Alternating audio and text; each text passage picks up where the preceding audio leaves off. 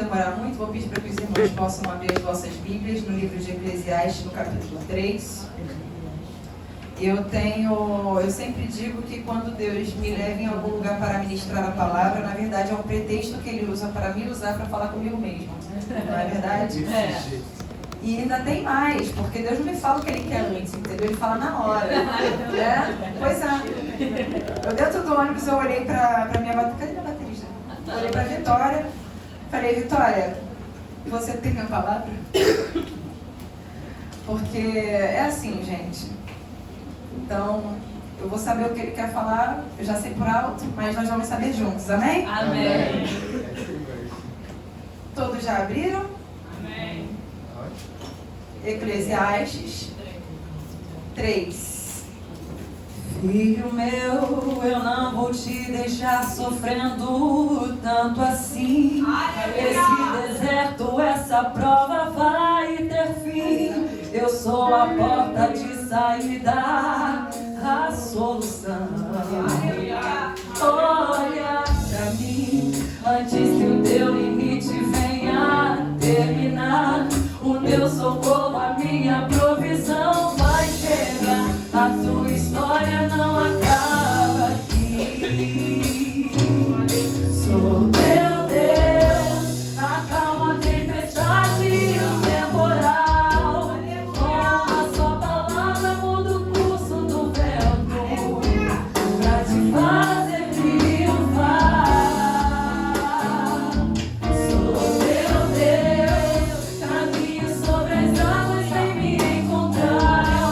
Pois não existe nada que possa parar os passos de quem tem a fé em mim. Filho meu, eu não vou te deixar sofrendo tanto assim. Esse deserto, essa prova vai ter fim. Eu sou a porta de saída, a solução. Olha pra mim, antes que o teu limite venha terminar. O meu socorro, a minha provisão vai chegar. A sua história não acaba aqui. Sou teu Deus, acalma a tempestade e o temporal. Com uma só palavra muda o curso do vento, pra te fazer triunfar. Sou teu Deus, caminho sobre as águas, vem me encontrar. Pois não existe nada que possa parar os passos de quem tem a fé em mim. Os passos de quem tem a fé em mim. Glória a Deus, aleluia. Estão preparados? Amém. Glória a Deus. Eclesiastes, capítulo 3, diz assim: tudo tem o seu tempo determinado, e há tempo para todo propósito debaixo do céu. Novamente, tudo tem seu tempo determinado, e há tempo para todo propósito debaixo do céu.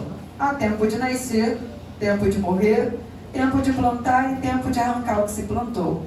Tempo de matar, tempo de curar, tempo de derribar, tempo de edificar, tempo de chorar, tempo de rir, tempo de prantear e tempo de saltar de alegria.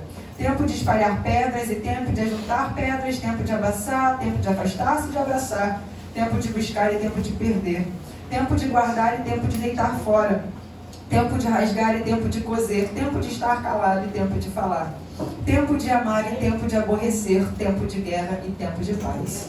Amém? Amém.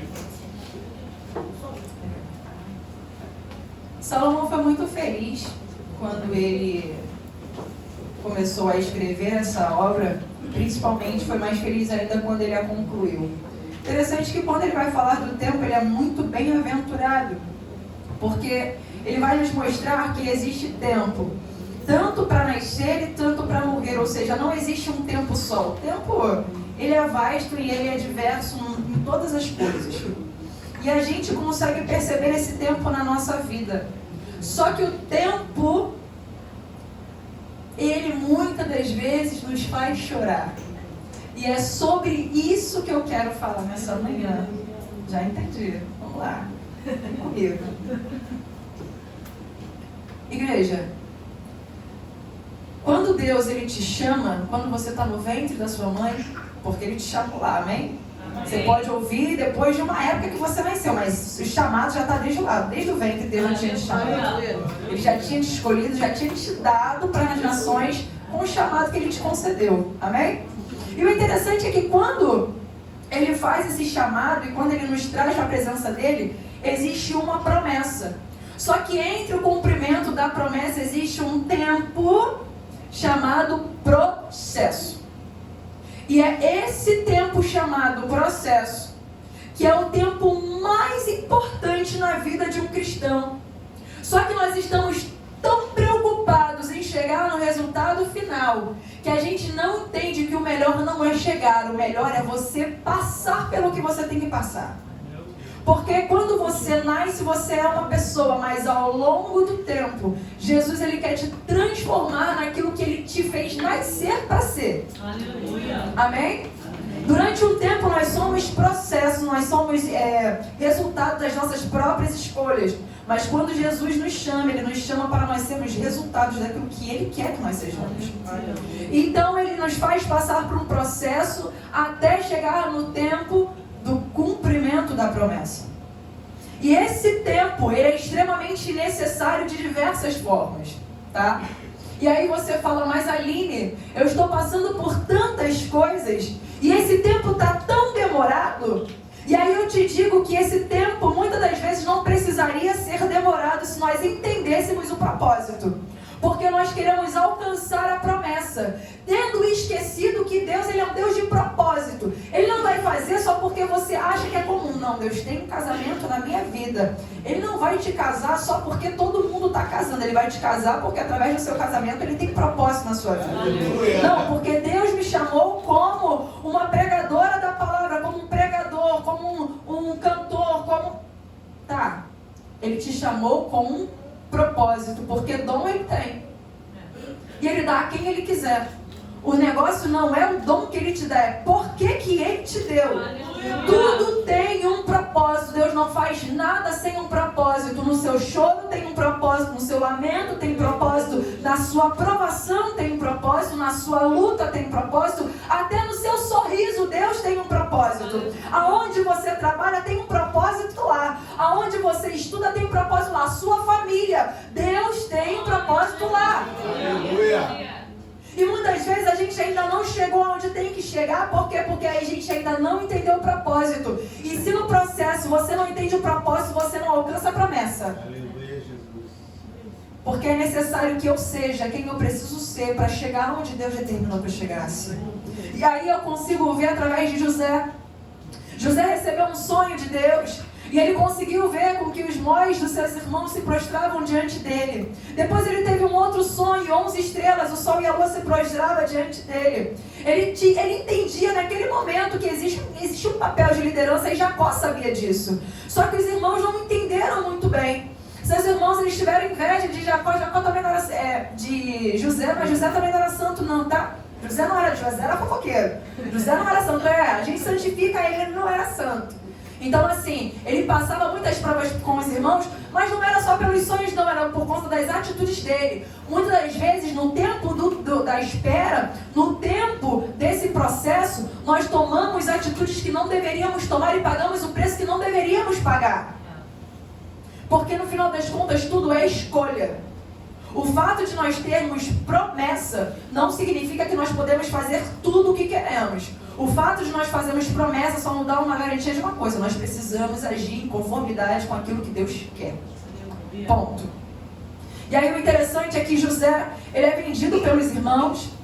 Quando José é vendido pelos irmãos, ele vai parar na casa de Potifar. Pense, o filho queridinho do papai, de repente se vê na posição de escravo. Imagina o que José devia ter pensado naquele momento. O menino mimado, porque era o único que tinha uma túnica de talar larga. Então, pensa, ele era o único que tinha uma túnica de talar, uma túnica colorida. Seus irmãos não tinham ganhado, ele foi o único que ganhou. E de repente ele se vê numa situação de escravo. Aí você pensa, não, Oxe, Adão não tinha prometido? Mas eu não vi o sol e a lua. Como é que é o sol e a lua e as outras estrelas vão se prestar se eu estou aqui longe deles? Como assim? Não, pera. Não estou entendendo nada. E aí quando parece que a gente vai entender alguma coisa, de repente a mulher de Potifar se levanta, uma calúnia contra José. E aí o mesmo que antes estava servindo como escravo na casa de Potifar vai parar na prisão sem ter feito nada. E a gente fala, meu Deus, mas que injustiça! O Senhor viu essa injustiça e o Senhor não fez? Quantas vezes acontecem coisas na nossa vida que a gente fala, Senhor, mas o Senhor não está vendo? O Senhor não está vendo isso acontecer? O Senhor não está vendo que eu estou passando por isso? Ele está vendo, mas você está entendendo o propósito? Ele está vendo, mas você está entendendo o propósito? Porque José foi parar na prisão. E Deus fez com que ele achasse graça aos olhos do carcereiro de tal forma que o carcereiro permitiu com que ele viesse se administrar dentro da prisão. E aí ele encontra com o copeiro e o padeiro do rei, ambos têm sonhos.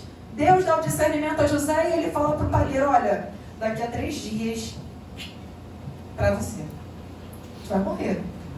Aí ele olha para o copeiro e fala, ó, daqui a 3 dias tu vai voltar a servir faraó, mas faz o seguinte, quando chegar lá, lembra-te de mim. O camarada, acho que ele estava tão feliz que ele não lembrou de José. Aconteceu o que José falou, mas ele não lembrou de José. E quando ele chegou no palácio, o faraó foi servir, esqueceu de José. E José não é esquecido, ó, 2 anos. 2 anos na prisão. Depois de 2 anos, o faraó vai ter um sonho. Adivinha quem é que vai lembrar de José? O camarada não lembrou quando tinha acabado de sair, mas depois de 2 anos ele lembrou. Não é que ele esqueceu de José. Deus não deixou ele lembrar de José. Porque se José saísse naquele momento, o máximo que ele conseguiria era um trabalho no palácio. O máximo que ele iria conseguir seria servir alguma coisa no palácio. Só que o que Deus tinha para ele era maior do que ele estava imaginando. E muitas vezes, diante do nosso processo, a gente não entende que a promessa é muito maior do que você está projetando. E muitas vezes a gente questiona Deus por quê e o para quê. E aí, quando o faraó tem um sonho, o copeiro vai se lembrar de José e falar, lá na prisão, eu conheci um camarada que ele discerne o sonho, fala, beleza. O padeiro, ó, e eu tô aqui, então chama ele. E quando José foi lá falar com o faraó, ele discerniu o sonho de faraó e falou, ó, vão ser 7 anos de grande bonança, 7 anos de grande fome, então prepara alguém que possa ajudar a administrar isso tudo. Aí faraó, então, quem eu poderia chamar? Quem? E aí ele chamou José. E José se tornou governador do Egito. Pense bem. Iriam ser 7 anos de bonança. E 7 anos de escassez, de fome, né? Não era José que tinha administrado todas as coisas de Potifar e tinha aprendido a administrar no muito? É. Mas não foi também mesmo José que na prisão aprendeu a administrar no pouco? Aleluia. Você está entendendo que o processo só te prepara para o propósito? Aleluia, glória a Deus. Então não é questionar onde Deus te coloca. É você tentar entender o que Ele está tentando te ensinar, aonde Ele te coloca. Aleluia. Senhor, mas que injustiça. Calma, que a sua justiça vem de Deus, não vem do homem. Aleluia. E que mesmo que o homem faça de tudo para te derrubar, Deus tem um propósito nas perseguições. Deus tem propósito nas calúnias. Deus tem propósito até mesmo com aqueles que te vendem. Deus tem um propósito. Aleluia. Aleluia. Só que não foi fácil o tempo na casa de Potifar. E também não foi fácil o tempo na prisão. Mas o que tinha sido prometido, adivinha? Se cumpriu. E não se cumpriu quando ele estava junto com os irmãos. Sabe por quê? Porque muitas vezes, para Deus fazer algumas coisas na sua vida, Ele vai te tirar de certas amizades. Ele vai te tirar de alguns meios, sabe? Para Ele fazer o que Ele tem que fazer, muitas das vezes, Ele vai te tirar de lugares que você não quer sair. E às vezes uma porta de emprego fecha.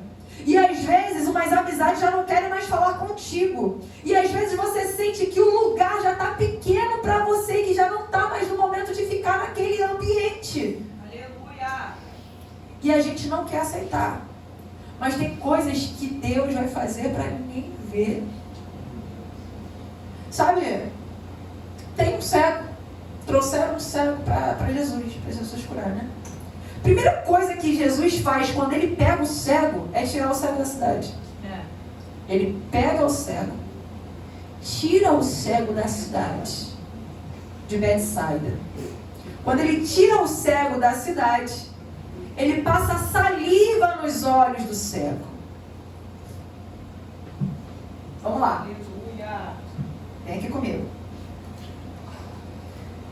Tu tá com uma dor. Tá? Tá com uma dor, tá com o braço quebrado, alguma coisa. Tá com uma dor. Vou no médico. O médico... Tu deixa ele passar no teu machucado? Tu deixa ele passar no teu machucado? Sabe por que o cego deixou? Porque ele era cego. Muitas das vezes Deus vai te tirar de lugares para fazer coisas na sua vida que pessoas não estão preparadas para ver. E na verdade nem você está preparado para ver o processo que vai acontecer. Então tem coisas que Deus não deixa nem você ver, porque se você ver, você não vai deixar Ele fazer. Glória a Deus. Você está entendendo? Mas é no tempo que Ele vai trabalhando. É no tempo que Deus vai tratando. É no tempo que Deus vai fazendo. E aí a gente vê na Bíblia. Interessante que a gente vê um centurião romano chegando diante de Jesus e falando: ó, meu servo está na minha casa, está muito mal. Faz o seguinte, cura ele. Nem precisa sair de onde o Senhor está. Sai não, pode ficar aí. Só libera uma palavra. Eu só preciso de uma palavra.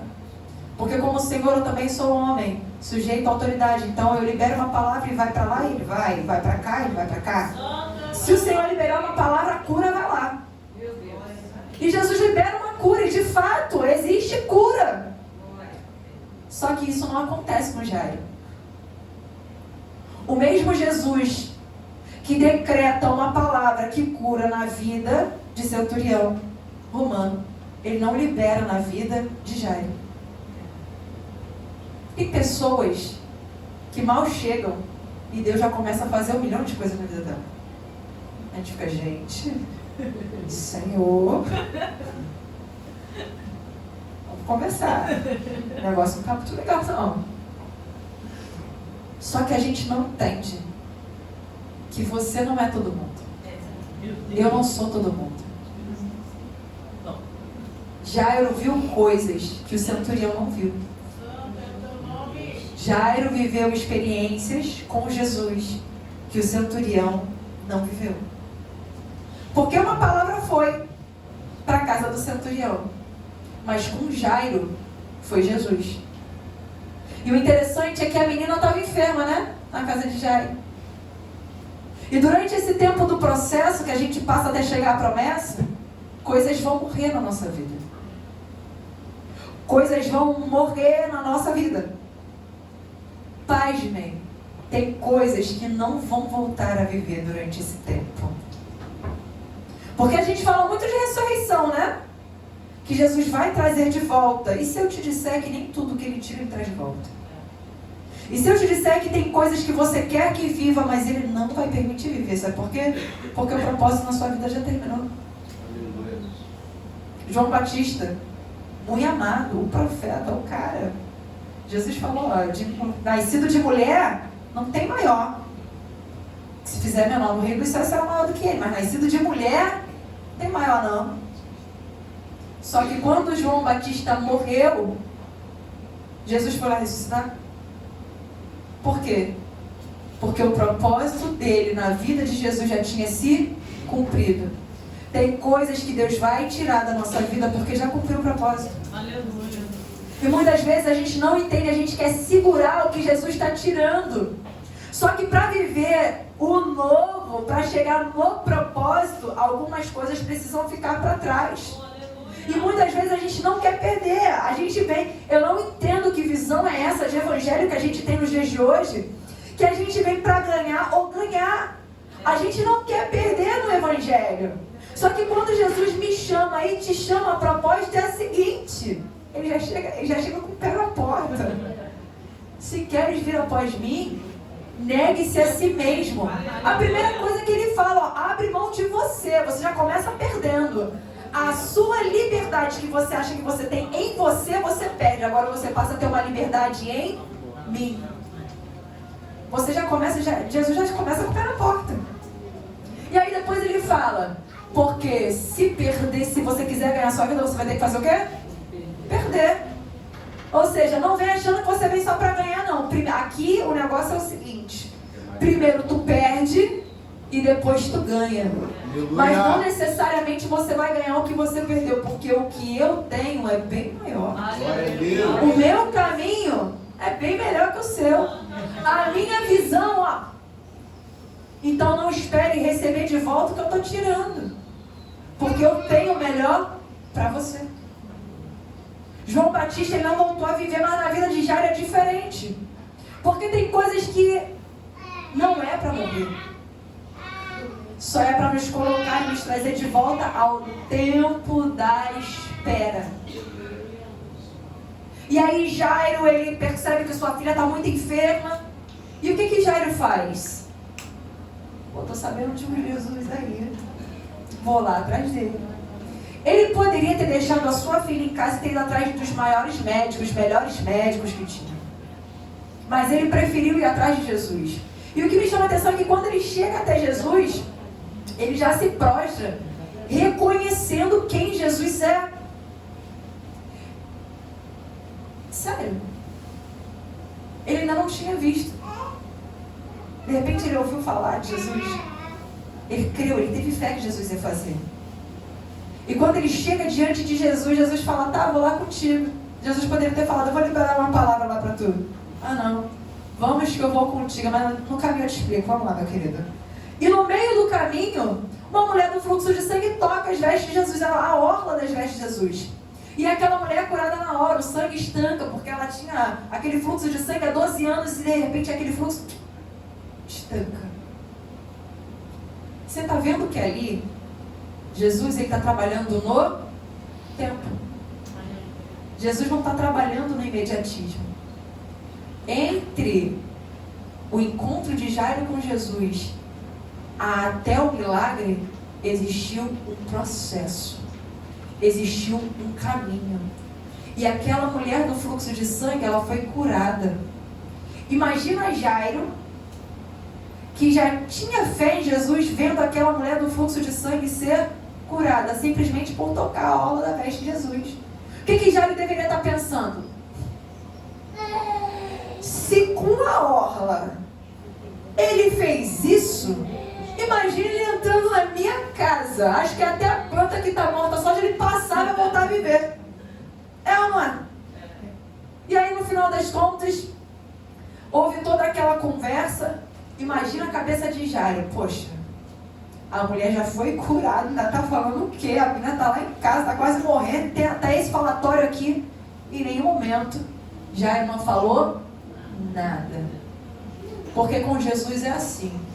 Você não tem que questionar. Ele está do seu lado? Não questiona. Ele está do seu lado? Não questiona, porque ainda que morra aquilo que não tem ainda a ordem para morrer, vai ter que voltar a viver. Aleluia. E aí o interessante é que quando Jairo, ele continua caminhando com Jesus, chegam algumas pessoas e falam, incomoda mais o mestre não, porque a menina já está morta. Jesus já olha para Jairo e já libera aquela palavra, né? Eu gosto como Jesus libera a palavra. E aí Jesus fala, não temas, crê somente. É basicamente assim, olha só, Jairo. Eu não vim até aqui à toa, meu camarada. Não andei até aqui à toa. Agora que a gente vai, essa menina vai voltar a viver. Vamos lá. E eles foram. Chegando lá, a menina voltou a viver. Perceba. O Jairo que se encontrou com Jesus não foi o mesmo Jairo que voltou para casa. Naquele processo, ele viu o que ele não tinha visto antes. Ele presenciou cura. Aí às vezes a gente se vê como a mulher do fluxo de sangue, ou às vezes a gente se vê como o Jairo. Mas se no meio disso tudo a gente for o Jairo e a mulher do fluxo de sangue, tem caminhos que nós vamos percorrer com Jesus antes de chegar na casa, porque tem cura que precisa ser feita na nossa vida. Tem sangramentos dentro de nós, traumas dentro de nós que precisam ser curados.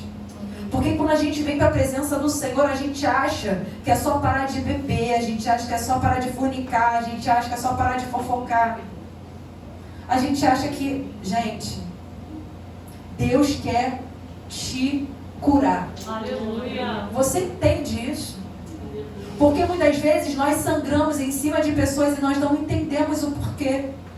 Às vezes é uma grosseria que a gente faz que não é falta de mansidão, é um trauma que está aí dentro. Às vezes do nada a gente se sente depressivo, mas não é espírito de depressão, é um trauma que está aí dentro e que não foi curado, porque muitas vezes a gente entra com uma afobação tão grande de alcançar milagres que a gente não percebe que o maior milagre não está fora, está dentro. E o que Jesus quer fazer não se resume em bens materiais. O que Jesus quer fazer se resume na cura da sua alma. Ele quer te salvar, sabe? Ele quer te limpar, Ele quer te preparar para um lugar melhor. Mas enfermo não dá. A gente pensa que tudo se resume em chegar. Quem aqui já fez trilha? Que bom. Quem não fez, eu vou explicar como é que funciona. Você fica empolgado, esquece o repelente e vai pro meio do mato. É isso que acontece. Chega no meio do mato, você vira comida de mosquito, certo? E aí você começa empolgadão.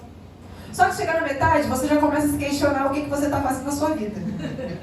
E você começa a se perguntar, Senhor, por que o Senhor deixou fazer isso?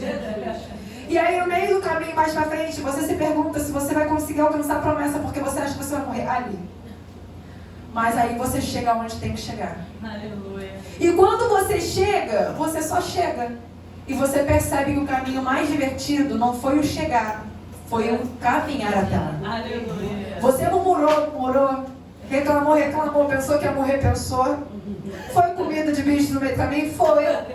Mas quando você chega lá, você percebe o quê? Pô, o caminho foi tão divertido.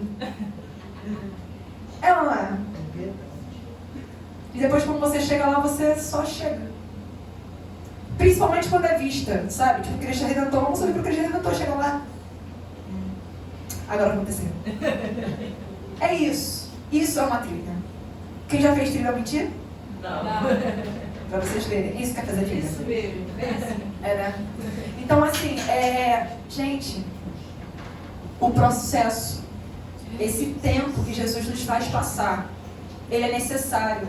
E como eu trouxe durante toda a palavra, sim, vai ter perdas ao longo do caminho. Aleluia. Sim, ele vai te tirar de lugares onde você quer estar, mas ele vai te tirar.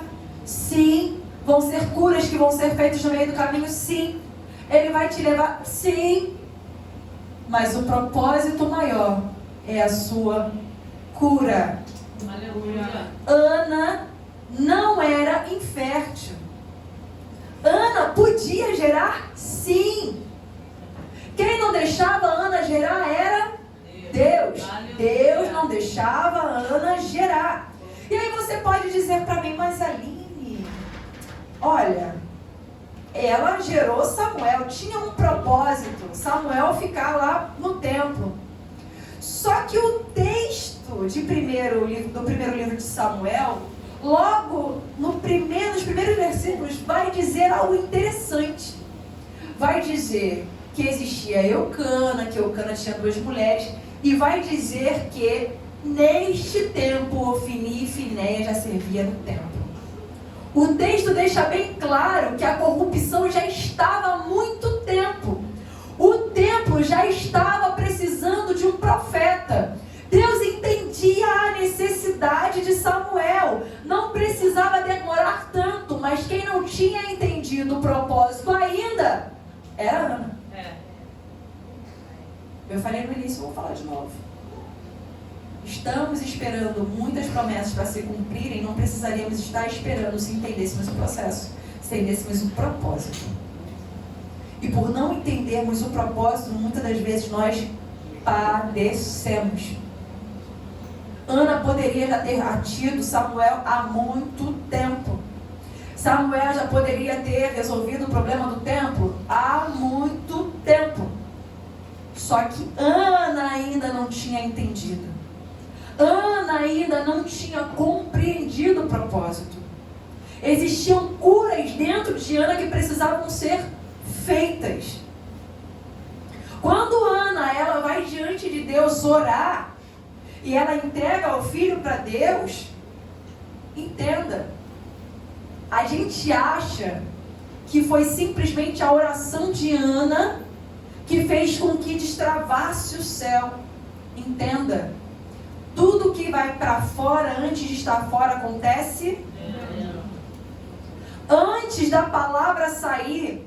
A mudança dentro já tinha acontecido. Mais do que palavras, Deus quer ver, olhar para dentro de você e ver que a cura está ali. O entendimento do propósito está ali. Porque quantas pessoas falam com os lábios, mas o coração está longe. Quantas pessoas falam, Senhor, eu não vou mais fazer.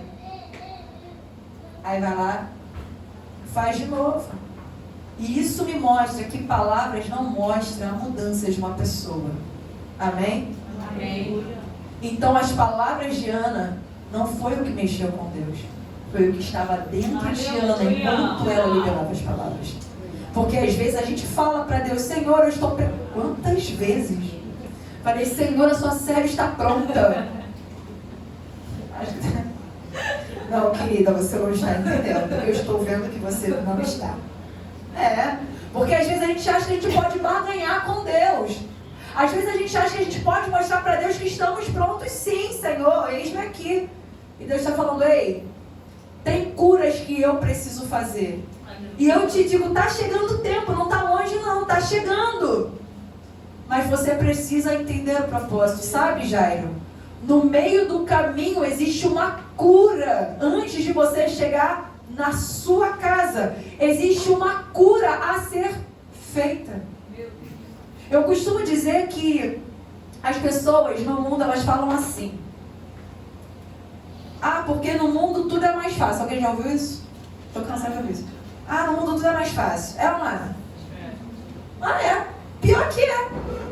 Porque o inimigo dá muito fácil.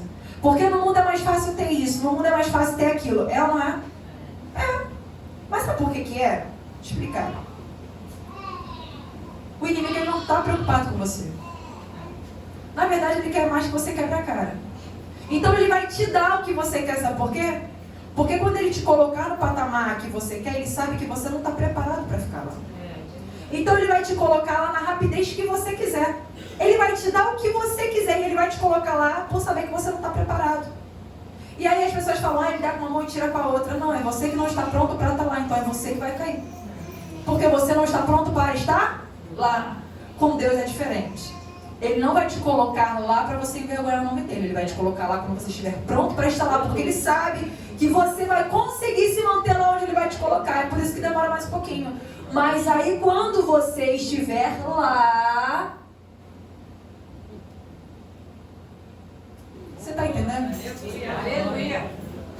Nem sempre o caminho mais fácil é o mais edificador.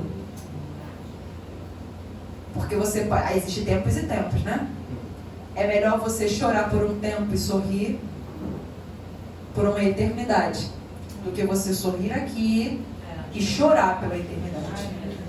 Existem tempos e tempos. Qual é o tempo que você tem escolhido para você? Aleluia. Por fim, Jairo chegou na sua casa, teve a sua cura e Deus fez o que tinha que ser feito. Eu te pergunto, se a menina não tivesse ficado enferma, você acha que Jairo teria ido atrás de Jesus? Se a menina não tivesse enferma, você acha que Jairo teria tido encontro com Jesus? Então você entende que no seu tempo, no seu processo, no seu tempo de espera, esses processos que você passa são necessários para que você tenha um encontro com Jesus. Porque Jesus não quer relacionamentos rasos, Deus quer profundidade. E o problema é que Ele pede uma profundidade que a gente não vai E a gente diz que está sendo obediente, mas não está, porque a gente está servindo do jeito como a gente quer e não do jeito que Ele mandou. Você está entendendo isso? Porque muitas vezes a gente serve a Deus. Já estou entregando, amém, gente? A gente às vezes, nós estamos servindo a Jesus e estamos dizendo, nossa, mas eu estou indo à igreja. Eu estou cantando no grupo. Eu estou liderando direitinho. Aleluia. Não joguei pedra em ninguém, não bati no amiguinho. Senhor, eu estou me segurando, não estou fazendo fofoca. Meu Deus. Por que nada está acontecendo? Alguém aqui já se questionou disso? Eu sei, eu também faço isso direto. Pois é. Como eu te falei, Deus me trouxe aqui para falar comigo, né? Pois é. Então, se a gente for ver Ezequiel 47, o anjo pega, certo? Tem um rio que sai das portas do templo. E aí o anjo mede 1000 côvados. Aí fala, vem comigo, vem comigo, vem comigo. E aí ele vai andando. Mais 1000 côvados e o profeta vai andando. Conforme ele vai entrando, vai ficando mais fundo, certo? Conforme ele vai. O problema é que Deus, no meio desse tempo, no meio dessa espera, está nos convidando a andar mais 1000 côvados, mas a gente está parado. O anjo até mede 1000 côvados, mas a gente está parado. A gente não está entendendo que é para se aprofundar, não é para ficar no raso. E aí a gente fica questionando. Mas não é para questionar, porque eu vou te explicar uma coisa. Conforme o anjo vai medindo, o homem vai entrando. Conforme o anjo vai medindo, Ezequiel vai se aprofundando. Quando ele vê que não dá mais para passar a nada, o anjo faz ele voltar para a beira. Quando ele sai, ele olha e ele vê árvores. Quando ele entra, ele não vê árvores. Mas quando ele sai, ele vê árvores. Aleluia. Você está entendendo? Aleluia. Tem coisas que já deveriam ser e não foram porque você ainda não chegou onde tem que chegar. Ainda não mergulhou o tanto que deveria mergulhar e está questionando, Senhor, por que ainda não? E ele já está falando, a árvore já está lá, você que ainda não mergulhou. Aleluia. Já está lá, já está preparado, você que não mergulhou, porque deixa eu te explicar uma coisa. Deus é atemporal, nós estamos sujeitos e presos no tempo, Deus não. Quando Ele te promete uma coisa, não é que Ele está fazendo, Ele já fez, você que ainda não chegou. Amém? Amém. Aleluia. Então quando Ezequiel sai, ele vê as árvores. E o anjo diz que aquelas águas vão sair e vão entrar no mar. E vão trazer vida e vão curar as águas. Certo? Vão curar as águas. Aquelas águas iriam curar as águas. E onde elas passassem, iriam trazer vida. Adivinha onde que o profeta teve que ir? Na mesma água que iria curar. Antes de ele ver as árvores, ele tinha que ser curado. Você entende?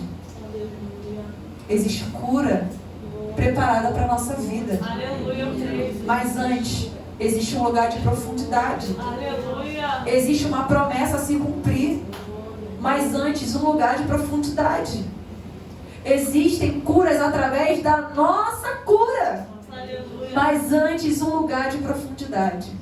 Então, não vou demorar mais que isso. Eu acho que deu para entender. Amém? Amém. O tempo de Deus, o processo é necessário. Não questione a Deus. Não questione a Jesus. Simplesmente mergulha e passa por esse tempo de espera, glorificando a Deus com as suas atitudes, obedecendo a Ele, não fazendo aquilo que você acha que Ele quer, mas aquilo que eu sei que você sabe que Ele quer, porque Deus deixa claro. Deus, Ele é bem diretão, como eu falei, Ele chega com o pé na porta, Ele não fica de quais, Ele já chega falando o que Ele quer, mas não é? Eu falo português direto, aí você está entendendo? Jesus já chega e Ele já fala o que Ele quer, só que a gente fica enrolando. Então, existe um tempo, nós já estamos chegando no tempo de rir, só que enquanto estivermos no tempo de chorar, vamos fazer o que Jesus quer. Amém? Que a igreja possa ficar com essa palavra. Muito obrigada pela confiança. Obrigada por terem separado esse tempinho para ouvir Jesus falar através da minha vida, tá? Que o Senhor abençoe a vida de cada um de vocês, no nome de Jesus. Aleluia.